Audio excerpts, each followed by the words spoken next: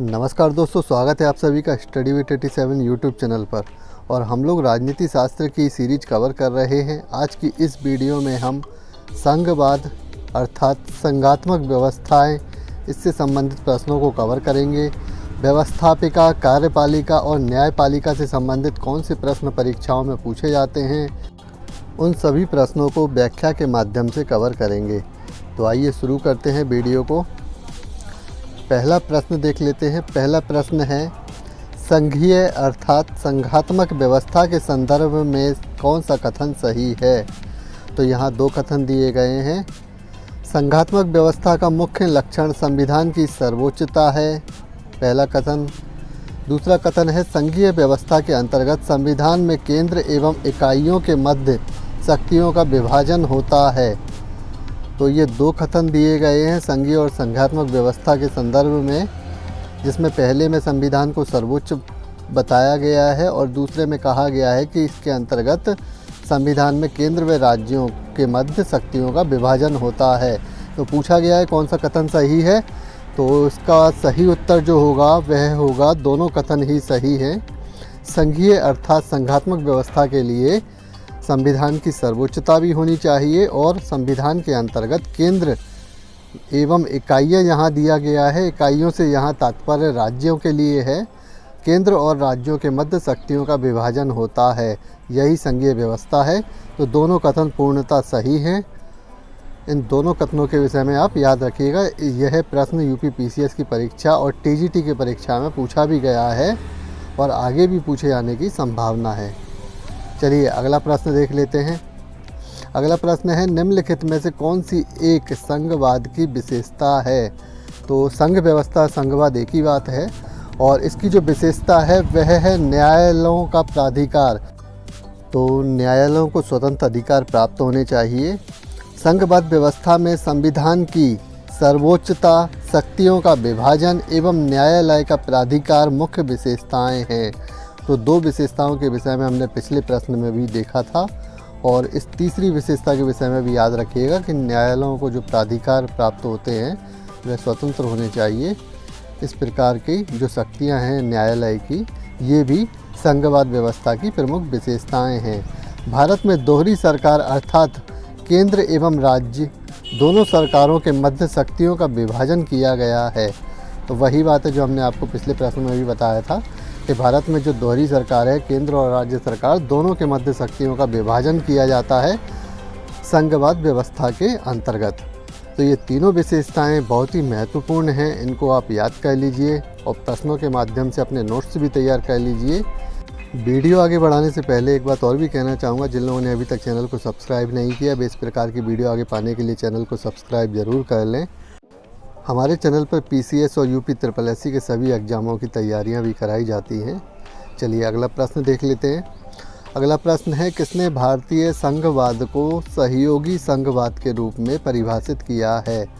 तो भारतीय संघवाद यानी संघ व्यवस्था को, जो भारत की संघ व्यवस्था है, उसको सहयोगी संघवाद किसके द्वारा कहा गया है, यही पूछा गया है। तो याद रखिए, ग्रानविल ऑस्टिन एक महोदय हैं, इन्होंने अपनी पुस्तक में इस बात का जिक्र किया है। चलिए देख लेते हैं। ग्रैनविल ऑस्टिन ने अपनी पुस्तक इंडियन कॉन्स्टिट्यूशन में भारतीय संघवाद को सहयोगी संघवाद के रूप में परिभाषित किया है। इसके अनुसार भारत में प्रबल केंद्रीय सरकार है, इसके अलावा प्रांतीय सरकारों को भी अपनी अधिकार सीमा है। यानी कि इनका कहना है कि भारत में जो संघवाद व्यवस्था है वह एक सहयोगी संघवाद व्यवस्था है। भारत में एक केंद्रीय सरकार है, यानी कि जो केंद्र सरकार होती है वह बहुत ही मजबूत सरकार है और इसके सहयोगी के रूप में प्रांतीय सरकारों की भी एक अधिकार सीमा तैयार की गई है, उन्हें भी कुछ अधिकार दिए गए हैं। यही ग्रानविल ऑस्टिन ने अपनी पुस्तक में कहा है। चलिए अगला प्रश्न देख लेते हैं। भारतीय और अमेरिकी संघवाद में एक बिंदु पर समानता पाई जाती है, वह है। पूछा गया है भारत और अमेरिका की जो संघ व्यवस्था है उनमें क्या समानता है। तो याद रखिएगा, केंद्र और राज्य के बीच विवाद होने पर सर्वोच्च न्यायालय का पंचायतन हस्तक्षेप ही समानता है। यानी कि भारतीय संघवाद और अमेरिकी संघवाद में एक कॉमन बात है, एक महत्वपूर्ण समानता पाई जाती है कि इन दोनों देशों में एक सर्वोच्च न्यायालय है। जब भी केंद्र सरकार और राज्य सरकार के मध्य कोई विवाद हो जाता है तो उस विवाद को सर्वोच्च न्यायालय अपने पंचायतन हस्तक्षेप के जरिए सॉल्व करती है, यानी उसमें हस्तक्षेप कर उस समस्या को दूर करती है। भारतीय संघवाद अमेरिकी संघवाद के लिए इसलिए भी निकट है क्योंकि दोनों देशों में एक सर्वोच्च न्यायालय है। वही बात है जो हमने आपको बताया, बहुत ही महत्वपूर्ण बातें हैं, दोनों बातें याद रखिएगा। अगला प्रश्न आ गया, किसने भारतीय संघवाद को सौदेबाजी का संघ कहा है? तो पीछे हमने पढ़ा था कि भारतीय संघवाद को सहयोगी संघवाद किसने कहा है, वो ऑस्टिन ने कहा था, और जो सौदेबाजी का संघ है वह कहा है मॉरिस जोन्स ने। अब मॉरिस जोन्स के विषय में भी कुछ बातें देख लेते हैं। मॉरिस ने अपनी कृति इंडियन गवर्नमेंट एंड पॉलिटिक्स में कहा है कि भारतीय संघ व्यवस्था के अंतर्गत केंद्र तथा राज्य सरकार विधि निर्माण का कार्य अपने क्षेत्राधिकार में करती हैं।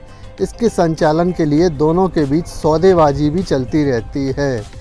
तो कहीं ना कहीं इन्होंने एक मामूली सी कमी देखी है जो सरकारों के मध्य चलती है, और जिसे इन्होंने सौदेबाजी का नाम दिया है अपनी इस पुस्तक में, इंडियन गवर्नमेंट एंड पॉलिटिक्स।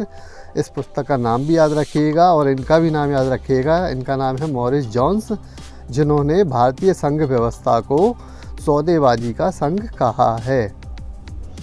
चलिए अगला प्रश्न आ गया, निम्न में से किस देश का संविधान एक संघीय दृष्टांत नहीं है? यानी कहा है कि किस देश का संविधान संघीय व्यवस्था से संबंधित नहीं है, या उस देश में जो संविधान है वह संघीय व्यवस्था का नहीं है। तो याद रखिए ग्रेट ब्रिटेन, यानी जो ब्रिटेन देश है उसमें संघीय व्यवस्था नहीं है। ब्रिटेन में एकात्मक शासन प्रणाली है, तो एकात्मक शासन प्रणाली है ब्रिटेन में। ब्रिटेन में समस्त शक्तियां केंद्र में निहित है, इसलिए इसे एकात्मक शासन प्रणाली कहा जाता है कि सारी शक्तियां केवल केंद्र सरकार में है, राज्य सरकारों को कोई ऐसी शक्तियां प्राप्त नहीं है। राज्यों को अगर कोई भी योजना या योजना से संबंधित कार्य भी अगर अपने क्षेत्र में करना है तो उसके लिए केंद्र से उन्हें परमिशन लेनी होती है, और यही कारण है कि इस एकात्मक शासन प्रणाली के कारण ही ब्रिटेन का संविधान संघवाद व्यवस्था का नहीं है। चलिए अगला प्रश्न देख लेते हैं, भारत में विधायिका निम्न में से किस देश के नमूने पर निर्मित है? तो भारत की जो विधायिका है वह ब्रिटेन देश के नमूने पर निर्मित है, यानी ब्रिटेन को देखकर इसके बनाया गया है। यहाँ विधायिका से आशय संसद से है, यानी कि जो भारत की संसद है वह ब्रिटेन के नमूने पर निर्मित हुई है। भारत एक द्विसदनात्मक व्यवस्था वाला देश है। भारत की संसद राष्ट्रपति और दोनों सदन यानी लोकसभा तथा राज्यसभा से मिलकर बनी है। तो भारत को द्विसदनात्मक व्यवस्था भी वाला देश भी कहा जाता है। कई बार परीक्षा में पूछा जाता है कि भारत इन निम्न में से क्या है, तो एक ऑप्शन में दिया होता है कि द्विसदनात्मक व्यवस्था वाला। तो याद रखिएगा यह प्रश्न भी पूछा जाता है। चलिए अगला प्रश्न देख लेते हैं, निम्न में से कार्यपालिका का मुख्य कार्य है। तो कार्यपालिका का मुख्य कार्य क्या है, यही पूछा गया है और प्रश्न में ऑप्शन दिए होते हैं। यहाँ हम आपको बता दें कि कार्यपालिका का जो मुख्य कार्य है वह है प्रशासन चलाना। तो विधि निर्माण का कार्य व्यवस्थापिका द्वारा किया जाता है, जबकि इस विधि के तहत प्रशासन चलाने का कार्य कार्यपालिका का है। एवं विधि का सत्यता के साथ पालन करने यानी पालन कराने का कार्य न्यायपालिका का है। तो तीनों महत्वपूर्ण अंग जो हैं इनको याद रखिएगा, व्यवस्थापिका, कार्यपालिका और न्यायपालिका। इन तीनों के क्या महत्वपूर्ण कार्य हैं हमने आपको बता दिया है। व्यवस्थापिका का जो कार्य है विधि निर्माण का कार्य है, कार्यपालिका का जो कार्य है विधि के तहत प्रशासन चलाने का कार्य है, और विधि का सत्यता के साथ पालन कराने का कार्य न्यायपालिका का है। तो महत्वपूर्ण पॉइंट है, न्यायपालिका के विषय में हम आगे भी पढ़ेंगे। चलिए आगे बढ़ते हैं। अगला प्रश्न है, संसदीय सरकार में कार्यपालिका की वास्तविक शक्तियां किसमें निहित है? तो संसदीय सरकार में जो कार्यपालिका की वास्तविक शक्तियां हैं वह मंत्री परिषद में निहित होती है। महत्वपूर्ण प्रश्न है, कई बार परीक्षाओं में पूछा गया है, तो याद रखिएगा मंत्री परिषद में ही वास्तविक शक्तियां हैं कार्यपालिका की। संसदीय सरकार में कार्यपालिका की वास्तविक शक्तियां प्रधानमंत्री की अध्यक्षता वाली मंत्री परिषद के पास होती है। प्रधानमंत्री विधायिका में बहुमत दल का नेता होता है। और पीछे हमने आपको बताया ही था कि कार्यपालिका का क्या कार्य है, तो याद रखिएगा जो सरकार के तीनों अंग हैं, व्यवस्थापिका, कार्यपालिका और न्यायपालिका, इन तीनों के विषय में याद रखिएगा। और जो कार्यपालिका जो अपना कार्य करती है उसकी जो वास्तविक शक्तियां हैं वह मंत्री परिषद में निहित है और मंत्री परिषद भी प्रधानमंत्री की अध्यक्षता वाली हो।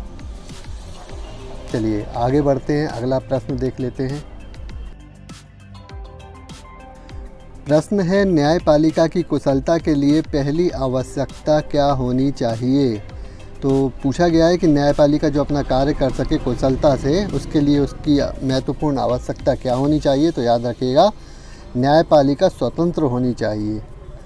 भारतीय संविधान एक स्वतंत्र न्यायपालिका की व्यवस्था करता है जो यह निश्चित करती है कि देश का शासन संविधान के प्रावधानों के अनुसार चलाया जा रहा हो। तो जो कार्यपालिका है वह जो देश का शासन चलाता है वह संविधान के प्रावधानों के अनुसार चलाया जा रहा हो। न्यायपालिका नागरिकों की स्वतंत्रता और मौलिक अधिकारों के संरक्षक के रूप में भी कार्य करती है। तो एक और महत्वपूर्ण कार्य है न्यायपालिका का, यह भी याद रखिएगा कि नागरिकों की स्वतंत्रता, जितनी भी स्वतंत्रताएं संविधान के अनुसार नागरिकों को मिली हैं, उनके जो मौलिक अधिकार हैं उनके संरक्षक के रूप में भी न्यायपालिका कार्य करती है। तो ये सभी महत्वपूर्ण प्रश्न हैं जिनको हमने इस वीडियो में कवर किया। इन प्रश्नों को हमने व्याख्या के साथ यानी विवरण के साथ आपको प्रश्न की जानकारी दी। इस तरह के प्रश्न ही परीक्षाओं में पूछे जाते हैं। इन प्रश्नों को आप याद कर लीजिए, अपने नोट्स बना लीजिए ताकि समय समय पर आपका रिवीजन होता रहे और यह सीरीज आगे भी इस प्रकार प्रश्नों के माध्यम से जारी रहेगी। चलिए इसी के साथ इस वीडियो को समाप्त करते हैं। इस प्रकार की वीडियो आगे पाने के लिए चैनल को सब्सक्राइब ज़रूर कर लें और वीडियो पसंद आती है तो लाइक कमेंट भी ज़रूर करें। धन्यवाद।